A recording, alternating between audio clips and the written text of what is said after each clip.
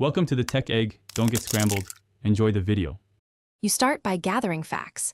Confirm your laptop OS and whether you're on Wi-Fi or Ethernet. Open an elevated command prompt or terminal now. You need admin rights to change DNS. Run ipconfig or ifconfig and copy the current DNS and IP values so you can restore them if needed. Once done, disable any VPN or firewall temporarily to rule them out, because these often mask DNS issues and will simplify the troubleshooting steps that follow. Next, change your adapter's DNS to reliable public resolvers such as 8, 8, 8, 8 and 1, 1, 1, 1. On Mac or Linux, use network settings or resolve. Conf accordingly. After changing, flush the DNS cache with ipconfig/flushdins or the appropriate command for your OS so old entries don't persist.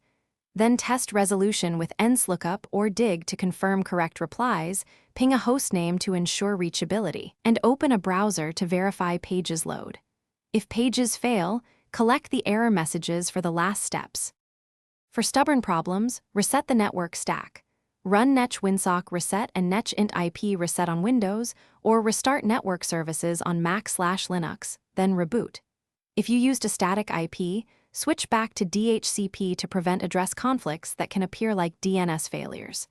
Make sure router DNS is not overriding settings. Change router DNS if needed. If it still fails, test the laptop on another network to isolate the issue. Troubleshooting tip: if switching networks fixes it, the original router or ISP DNS is likely at fault.